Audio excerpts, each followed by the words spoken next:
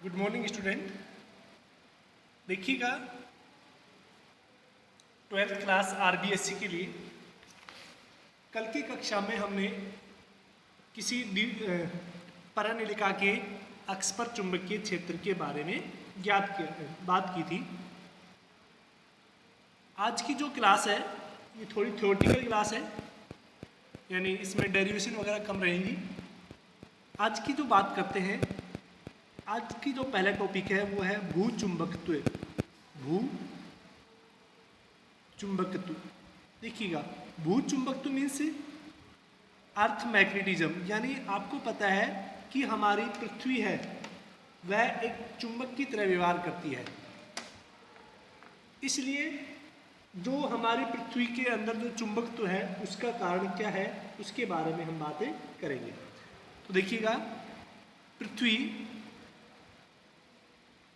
एक चुंबक की तरह व्यवहार करती है।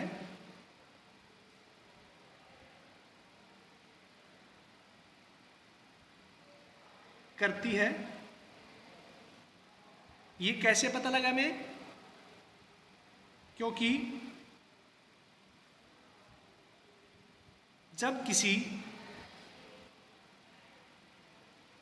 छड़ चुंबक को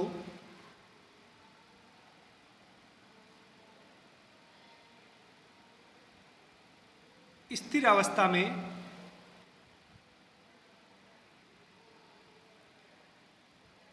मुक्त रूप से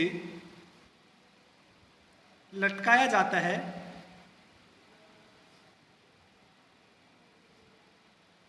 तो वह सदैव नॉर्थ साउथ दिशा में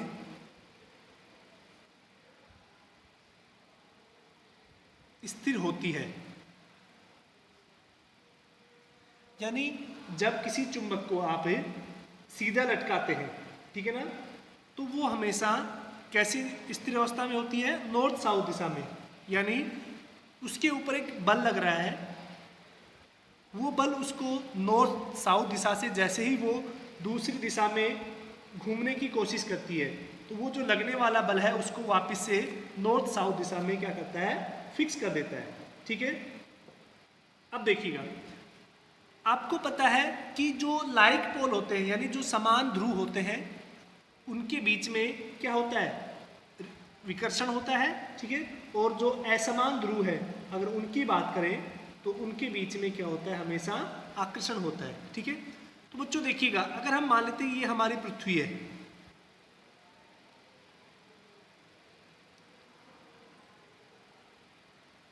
ये मान लिया कि हमने ये पृथ्वी है। ठीक है, तो यहां से एक लाइन हम जो ड्रॉ करते, ये वाली जो लाइन है ये ज्योग्राफिकल मेरिडियन होगी, यानी जो पृथ्वी को बीचों बीच काटती है। ठीक है ना, देशांतर रेखा। क्लियर? और ये वाली जो लाइन की अगर हम बात करें, मैं रेड से, ये वाली रेखा कौन सी होगी? अक्षांश रेखा होगी। ये तो आपको ज्योग्राफी के बारे में पता है, लेकिन जैसे आप किसी चुंबक को लटकाते हैं, ठीक है, आप चुंबक को जब लटकाते हैं तो वो बिल्कुल इस तरह से नहीं होती, वो थोड़ी सी क्या होती है? तिरछी अवस्था में स्थिर होती है। इस तरह से वो स्थिर रहती है।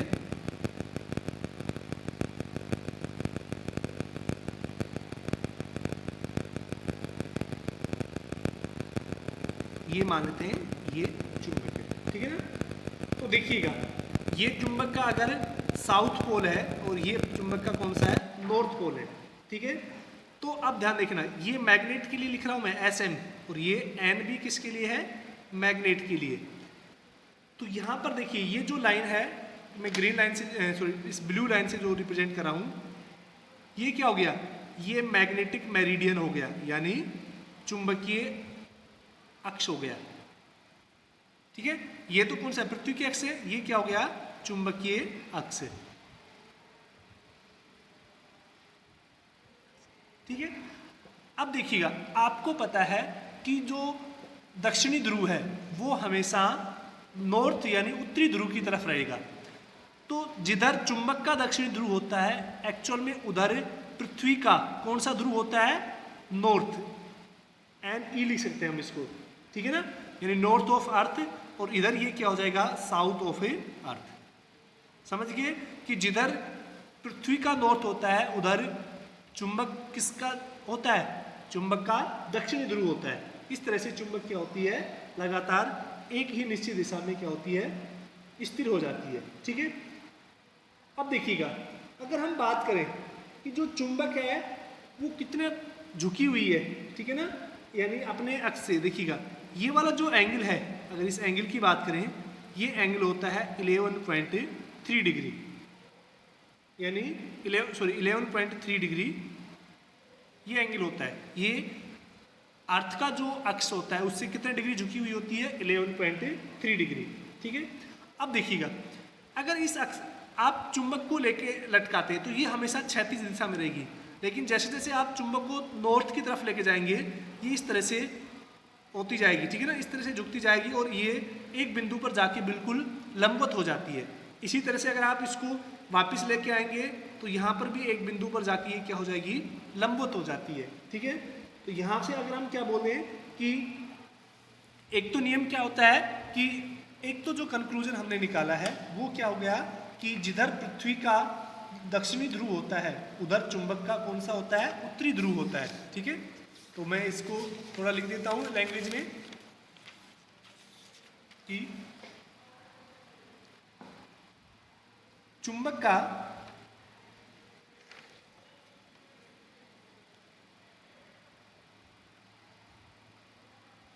उत्तरी ध्रुव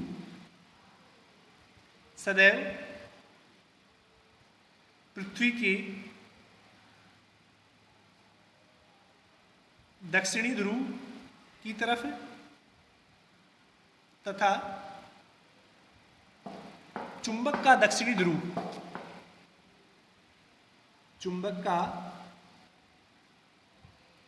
ध्रुव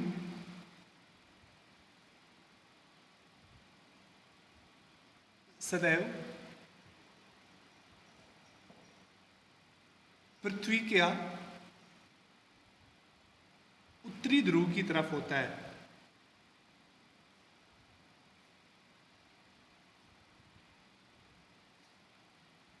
क्यों? क्योंकि समान ध्रुव एक दूसरे को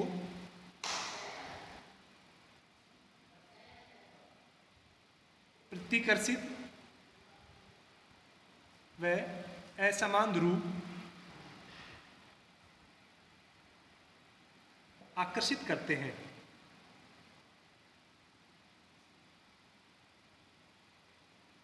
ठीक है ना, इसलिए जिधर पृथ्वी का नॉर्थ होता है उधर चुंबक का साउथ होता है। ठीक है, अब देखिएगा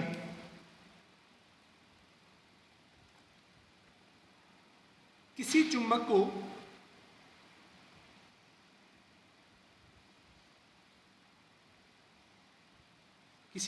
को पृथ्वी के क्षैतिज से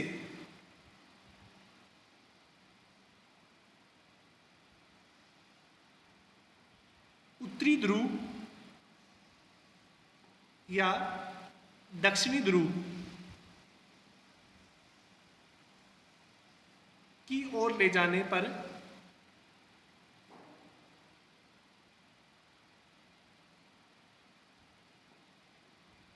एक निश्चित स्थान पर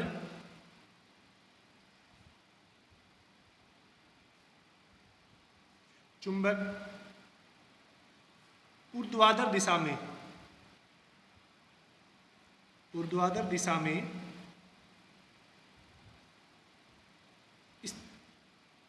स्थिर हो जाती है। ठीक है ना, तो क्या होती है कि वो एक पर्टिकुलर जगह पर लेके जाएंगे तो वो क्या होगी, 90 डिग्री का कोण बना लेती है। ठीक है, नेक्स्ट अगर हम बात करें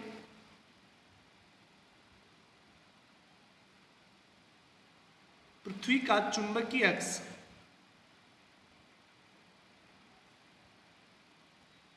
उसकी घूर्णन अक्ष से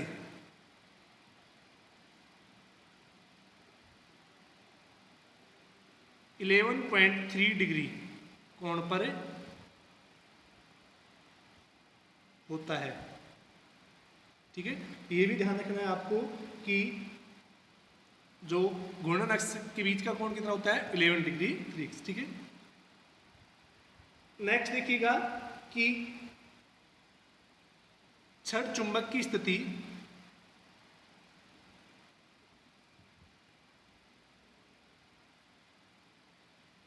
क्षैतिज के साथ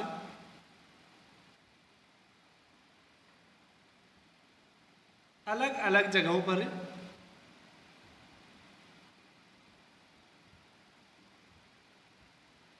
अलग अलग कोण बनाती है।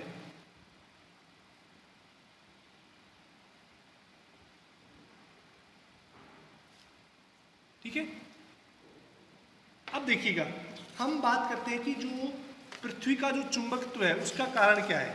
ठीक है, उसके बारे में बात करते हैं कि पृथ्वी के चुंबकत्व का कारण।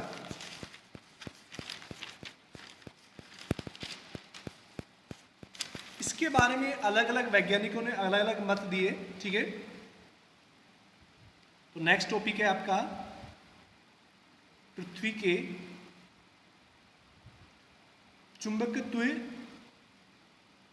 के मत, यानी जो हमारी पृथ्वी है वो चुंबक की तरह बिहेव क्यों करती है, उसके लिए क्या क्या नियम थे, मतलब किस किस साइंटिस्ट ने क्या क्या नियम दिए उसके बारे में बात करते हैं। ठीक है, देखिएगा इसके अंदर पहला नियम दिया था गिलबर्ट ने। ठीक है ना, 1600, ठीक है, ईस्वी में गिलबर्ट द्वारा बताया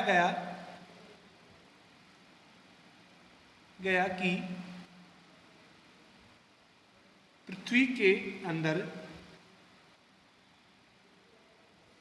एक शक्तिशाली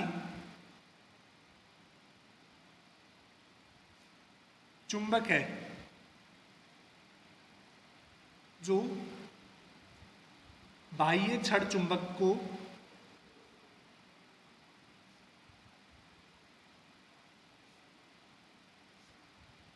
नॉर्थ साउथ दिशा में स्थिर करने के लिए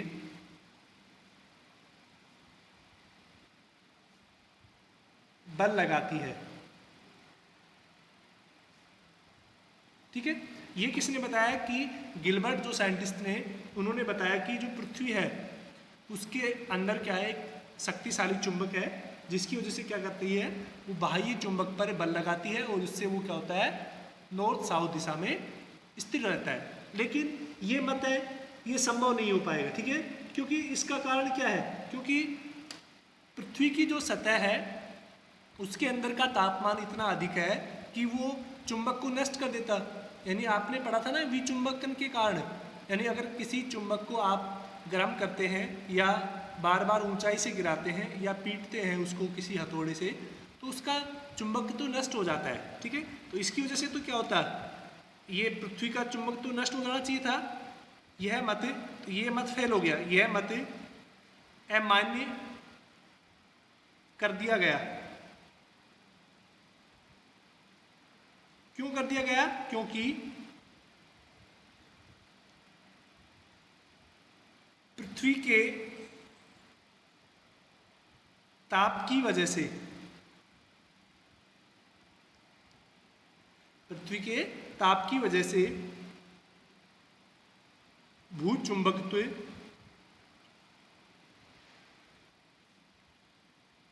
नष्ट हो जाता।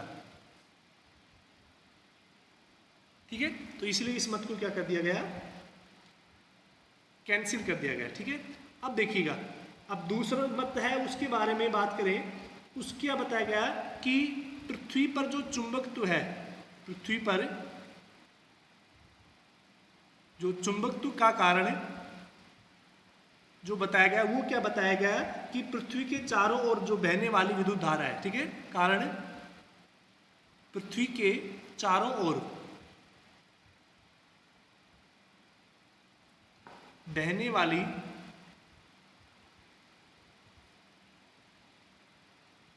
विद्युत धाराएं यानी क्या माना गया कि पृथ्वी के चारों ओर जो विद्युत धाराएं बहती है, ठीक है ना, उनकी वजह से क्या होता है, पृथ्वी के चारों ओर क्या होता है, चुंबकत्व उत्पन्न होता है। और ये धाराएं किसकी वजह से उत्पन्न होती हैं? ये धाराएं सूर्य की गर्मी के कारण उत्पन्न होती है। तो एक मत ये माना गया कि पृथ्वी के ऊपर जो चुंबकत्व है उसका कारण क्या है कि पृथ्वी के चारों ओर बहने वाली विद्युत धाराएं उनकी वजह से, ठीक है। तीसरा अगर हम बात करें बच्चों कि तीसरा जो मत था उसके बारे में कि ये माना कि पृथ्वी व सूर्य के मध्य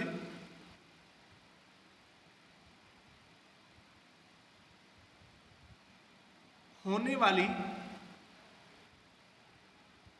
उच्च ऊर्जा की घटनाएं पृथ्वी के चुंबकत्व का कारण है। यानी क्या माना गया कि पृथ्वी और सूर्य के बीच में जो कुछ ऊर्जा है वो कहाँ पे होती है? अंतरिक्ष के अंदर, ठीक है ना। तो उसमें हम कैसे लिख सकते हैं कि अंतरिक्ष में कणों की टक्कर से उत्पन्न ऊर्जा इसका प्रमुख कारण माना गया।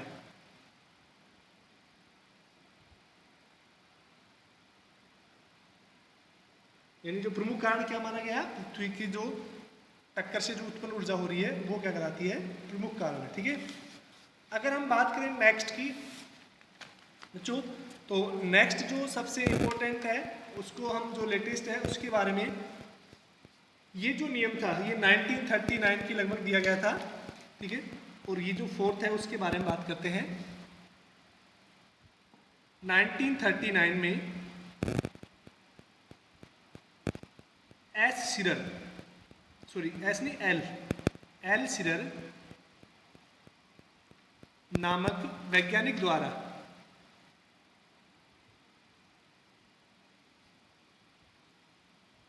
यह मत प्रतिपादित किया गया।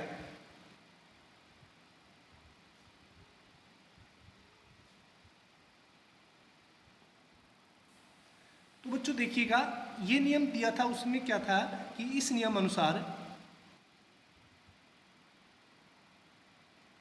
के अनुसार क्या बताया था? इस नियम के अनुसार कि पृथ्वी की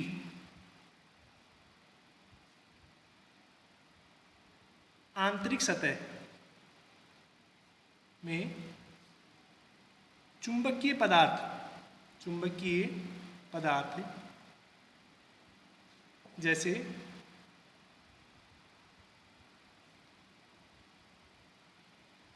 लोहा, निकल आदि तरल अवस्था में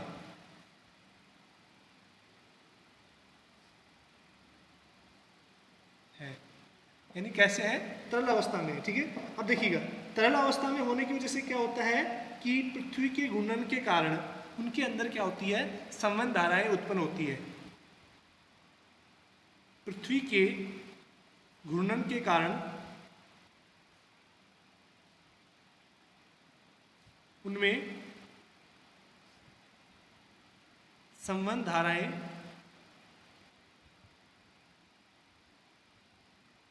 उत्पन्न होती है। इस कारण पृथ्वी के अंदर चुंबकत्व उत्पन्न होता है। तो ये वाला मत ज़्यादा माना गया, ठीक है। तो देखिएगा, पृथ्वी के जो अंदर चुंबकत्व है उसके कारण क्या क्या बताए गए हैं आपके पास है कि एक तो जो पृथ्वी है उसके अंदर एक स्ट्रॉन्ग चुंबक है, वो उसको माना कैंसिल कर दिया गया। दूसरा कारण क्या बताया गया है कि पृथ्वी के अंदर जो धाराएं उत्पन्न होती हैं उनकी वजह से। तीसरा क्या बताया गया कि जो पृथ्वी और चंद्रमा के सूर्य के बीच में जो उच्च विभव उत्पन्न होता है अंतरिक्ष में, उसको बताया गया। और लास्ट में पृथ्वी के जो करोड़ के अंदर जो निकिल वगैरह है, जो पदार्थ है, उनके तरल अवस्था में इन कारणों को क्या बताया गया है, पृथ्वी का चुंबकत्व का कारण। ठीक है, अब देखिएगा नेक्स्ट हम टॉपिक की बात करते हैं।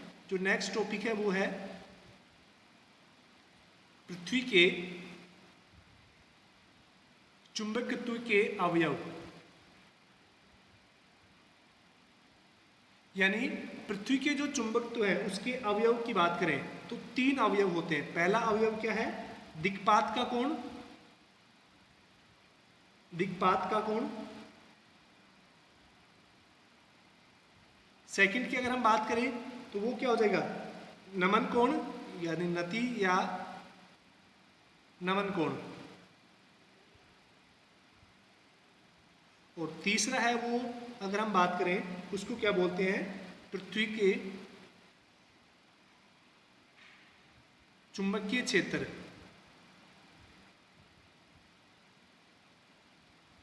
का क्षैतिज घटक। तो पृथ्वी के चुंबकत्व के 3 अवयव होते हैं। एक होता है दिक्पात कोण, ठीक है, जिसको हम अभी पढ़ेंगे, एक्सप्लेन करेंगे। दूसरा कौन सा होता है, नति अथवा नमन कोण, यानी एंगल ऑफ डिप। और तीसरा अगर हम बात करें तो वो होता है बच्चों पृथ्वी के चुंबकीय क्षेत्र का क्षैतिज घटक। ठीक है, तो देखिएगा सबसे पहले हम जो टॉपिक है उसके बारे में बात करते हैं, वो है पृथ्वी का दिक्पात कोण। ठीक है ना, दिक्पात कोण।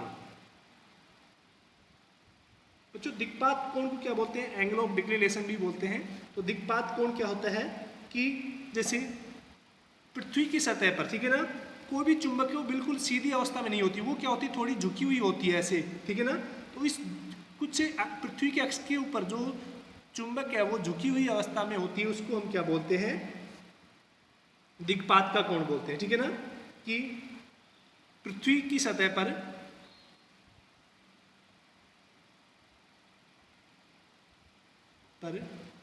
गुरुत्वीय केंद्र से स्वतंत्रता पूर्वक लटकी कोई छड़ चुंबक के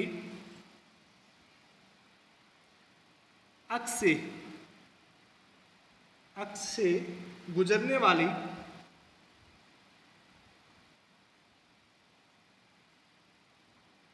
ऊर्ध्वाधर तल को चुंबकीय याम्योत्तर कहते हैं।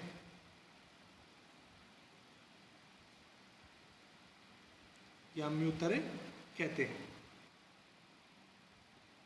हमने चुंबकीय याम्योत्तर के बारे में पहले पढ़ा चुके हैं कि किसी भी ऊर्ध्वाधर तल से जो लंबवत गुजरता है उसको हम क्या बोलते हैं, याम्योत्तर कहते हैं। ठीक है ना,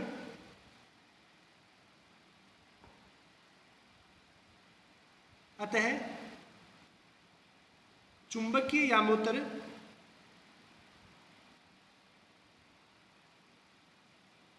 व भौगोलिक याम्योत्तर,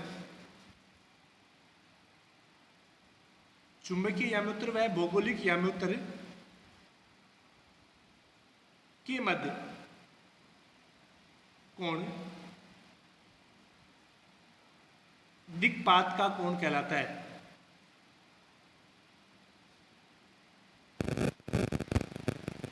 ठीक है बच्चों, तो सीधा याद रखिएगा कि भौगोलिक याम्योत्तर और चुंबकीय याम्योत्तर का उसको क्या बोलते हैं, दिक्पात का कोण। और इसको हम बच्चों फाई से लिखते हैं। किसे लिखते हैं, फाई से।